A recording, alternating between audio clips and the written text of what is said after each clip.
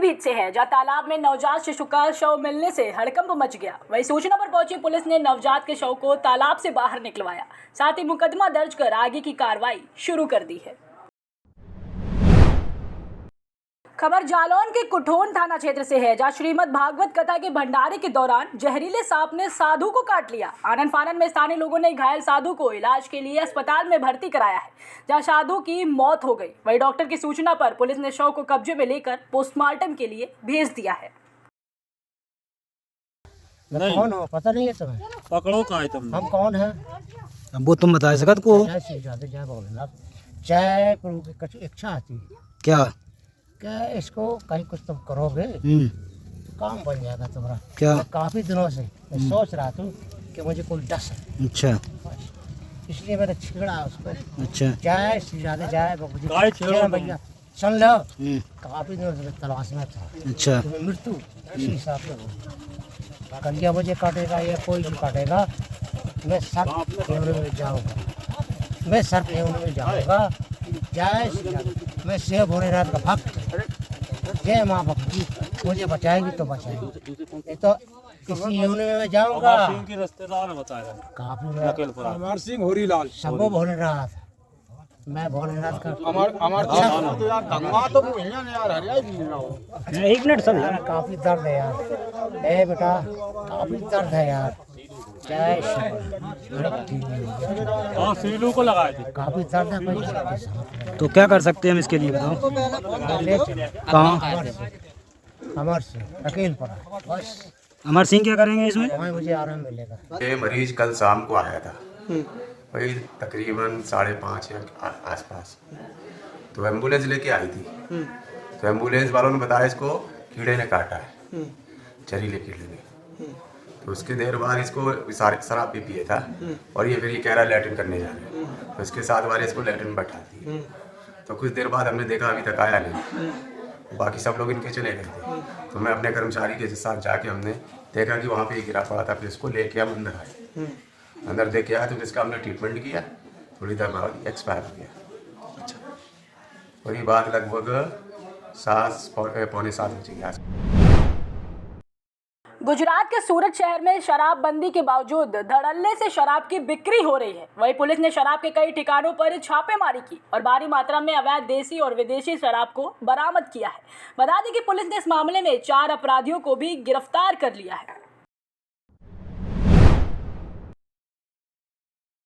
खबर चित्रकूट के मानिकपुर से है, जहां शकरकंद के मूल भाव को लेकर 2 पक्षों में मारपीट हो गई। इस दौरान 3 लोग घायल भी हो गए हैं, जिन्हें इलाज के लिए सीएचसी में भर्ती करा दिया गया है। शकरकंद के भाव में वो दोनों भाई आए, पूछे कह रहे थे कि 60 में है, कोई कह रहा है 70 में, एक कह रहा है 110 में है। तो मैं कहा भैया तुम दोनों भाई झूठ बोलते हो, आपस में कसता करते हो, इतने मत है दुकान करने लायक, गाड़ी करने लायक, तुझे हमारा लड़का और राज दे तो कैसे कहते उठ पटांग खाई बोलते हैं, तो उसे मिल पड़े उसका। अच्छा, कितने लोग मारे? उसको मारे हैं पप्पू का साला। अच्छा, हाँ, केलाउरा का निवासी है। अच्छा, हाँ, अच्छा, वही मारा। कितने लोगों को मारे? वो उसकी बहन कलहौरा वाले की मुझको काट लिया है। अच्छा, और हमारे घर वाली को दांते काट लिया है। अच्छा, और क्या नाम है उनका, तुम्हारी घर वाली का? मुन्नी देवी। अच्छा, और किसको मारे? और मुझको जी को मारे? और मेरे भाई सिपाही लाल को। अच्छा, और रज्जन यादव। अच्छा, और किसको मारे? देखो किसको किसको मारे हैं और किसको मारे? और तो किसी को नहीं मारा, सिपाही लाल, मुन्नी देवी, शिव प्रसाद, 3 की उठाई है। और मेरे लड़का राजदेव को बहुत ज्यादा मारा है, गला दबाए थे। क्या नाम है तुम्हारा? मेरा नाम शिव प्रसाद। अच्छा, कहाँ के रहने वाले हो? आहरीपुर सरैया। अच्छा, और वो लोग कहाँ के हैं? वो भी आहरी के। आहरी के ही? सरैया ही लगता है? हाँ, सरैया लगता है। अच्छा, क्या नाम है उनका, क्या क्या नाम, कौन कौन थे? बड़े भाई का नाम है रज्जन। अच्छा, दूसरे भाई का नाम है पप्पू। अच्छा, और उस साले का नाम मैं नहीं जानता, उनके पप्पू के साले। अच्छा, वो कहाँ का रहने वाला है? खबर मध्य प्रदेश के विदिशा जिले से है, जहां गंज बासौदा में राष्ट्र सेविका समिति ने पथ संचालन निकाला। इस दौरान सिरोंज, लटेरी, कुरवाई, बासौदा की 250 से अधिक बहनों ने इसमें भाग लिया। इस पथ संचलन को शक्ति वंदन का नाम दिया गया है। बता दें कि बासौदा में पहली बार बहनों द्वारा निकले इस पथ संचलन के लिए शहर भर में जगह जगह स्वागत किया गया, साथ ही फूल वर्षा भी की गई। वहीं पथ संचलन के लिए शहर भर में सुरक्षा व्यवस्था के लिए जगह जगह पुलिस तैनात रही और हर्षोल्लास के साथ पथ संचलन मुख्य सड़कों पर निकाला गया। पथ संचलन का शुभारंभ संजय गांधी स्मृति महाविद्यालय से प्रारंभ हुआ, जो इससे स्तंभ चौक होते हुए मानस भवन तक पहुंचा। राष्ट्र सेविका समिति का प्रथम पथ संचलन निकला, जिसको हमने शक्ति बंधन नाम दिया है और आगामी वर्षों में जब भी ये संचलन निकलेगा तो शक्ति बंधन के नाम से ही निकलेगा। राष्ट्र सेविका समिति की स्थापना 1936 में 25 अक्टूबर विजयदशमी के दिन हुई और सामान्यतः संपूर्ण भारतवर्ष में विजयदशमी को ही पथ संचलन निकलते हैं या उससे आसपास निकलते हैं। बासुदा में अभी का समय इसलिए तय किया गया था कि एक अभ्यास होना, उनका नियमित शाखाएँ लग रही थी और उस शाखा का एक समय काल होता है। 1.5 वर्ष पूर्ण हो गए, इस निमित्त उनको इस बार पथ संचलन की अनुमति मिली है। इस संचलन का उद्देश्य एकमात्र ये है कि स्त्री जो है वो राष्ट्र की आधारशिला है और उसके अंदर जो समाहित शक्तियाँ हैं वो कभी कभी विस्मृत कर जाती है, तो उन शक्तियों के जागरण के निमित्त हमने इस संचलन को निकाला है। राष्ट्र सेविका समिति स्वाधीनता के पहले से लेकर वर्तमान समय तक राष्ट्र जागरण में अपना कार्य सतत कर ही रही है। राष्ट्रीय स्वयंसेवक संघ की प्रेरणा से इसका स्थापना हुई थी और जो लक्ष्य और भाव राष्ट्रीय स्वयंसेवक संघ के हैं वही समिति के हैं। हिंदुत्वनिष्ठ, कर्तव्यनिष्ठ, मातृशक्ति का मन में राष्ट्र जागरण के लिए जो भाव उत्पन्न हो सके, ऐसी हमारी कार्यशैलियाँ रहती हैं। वर्ग होते हैं, प्रशिक्षण होते हैं और उसी का एक निमित्त होता है पथ संचलन कि मातृशक्ति सामूहिक रूप से एक साथ आकर कदम ताल मिलाकर भूस्थल के आवास पर एक साथ जब सामूहिक रूप से निकलती हैं तो समाज को भी लगता है कि हाँ, आज भारतवर्ष की महिलाएं सक्षम हैं, समर्थ हैं और राष्ट्र जागरण का कार्य कर सकती हैं। खबर लखीमपुर खीरी से है, जहाँ एक युवक ने पेट्रोल पंप पर कार में तेल डलवाया और बिना पैसे दिए ही भाग गया। आरोप है कि कार सवार जनपद में कई पेट्रोल पंपों पर ऐसे ही धोखाधड़ी कर चुका है। वहीं धोखाधड़ी करने वाला कार सवार पुलिस के लिए समस्या बन रहा है। हालांकि आरोपी चालक का वीडियो पास में लगे सीसीटीवी कैमरे में कैद हो गया, जिसके आधार पर पुलिस इस पूरे मामले की कार्रवाई में जुटी हुई है।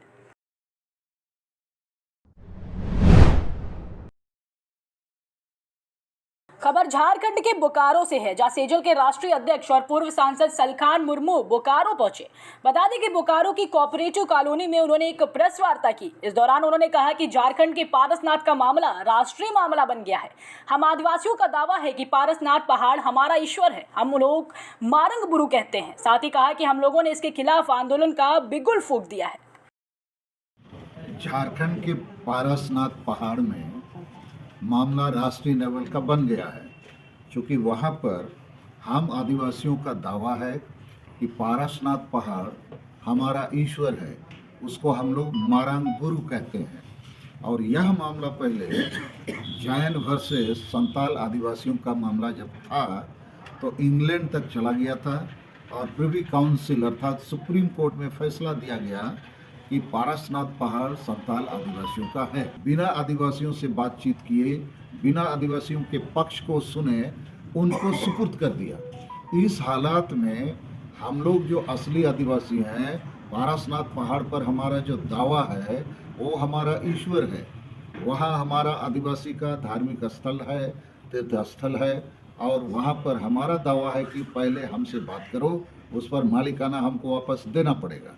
इसके लिए इस समय हम लोग झारखंड सरकार को सर्वाधिक दोषी मानते हैं। 5 प्रदेश झारखंड, बंगाल, बिहार, उड़ीसा, असम में काम करते हैं, करीब 50 जिले और 250 प्रखंडों में। कल से पुतला दहन हेमंत सोरेन सरकार का 17 तारीख तक चलेगा और 17 तारीख को 50 जिलों में जिले स्तर में बड़ी धरना प्रदर्शन करके हम लोग महामहिम राष्ट्रपति को ज्ञापन भेजेंगे कि पारसनाथ पहाड़ पर पहला हक संताल आदिवासियों का है, इसको पुनर्बहाल किया जाए, नहीं तो हम भी मजबूर होंगे। और देश के संताल आदिवासियों के दिल में दर्द है, आग है, ये आग कोई बड़ी ज्वालामुखी न बन जाए। तो इसलिए हमारा ये मकसद है कि हमको हमारा धार्मिक आज़ादी, धार्मिक स्वामित्व पारसनाथ पहाड़ पर दिया जाए। खबर सीतापुर जिले से है, जहां सहारा इंडिया निवेशकों से धन वापसी के लिए संयुक्त किसान मोर्चा द्वारा जारी अनिश्चितकालीन धरना दूसरे दिन भी जारी रहा। बता दें कि धरना स्थल पर उपस्थित संगठन पदाधिकारियों ने जनपद सीतापुर में 1 लाख के लगभग निवेशकों से कल ज्यादा से ज्यादा संख्या में उपस्थित रहने का निवेदन किया है। साथ ही संगठन पदाधिकारियों ने बताया कि कल से प्रारंभ धरने की धमक केंद्र सरकार तक पहुंच चुकी है। यही कारण है कि कल दूरदर्शन समाचार में केंद्र सरकार द्वारा धन वापसी के संबंध में समाचार भी प्रसारित किया गया।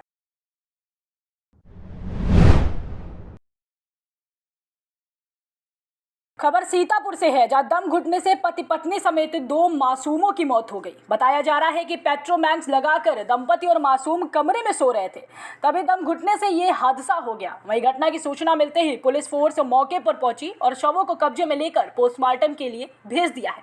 पूरा मामला बिस्वा कोतवाली क्षेत्र का बताया जा रहा है।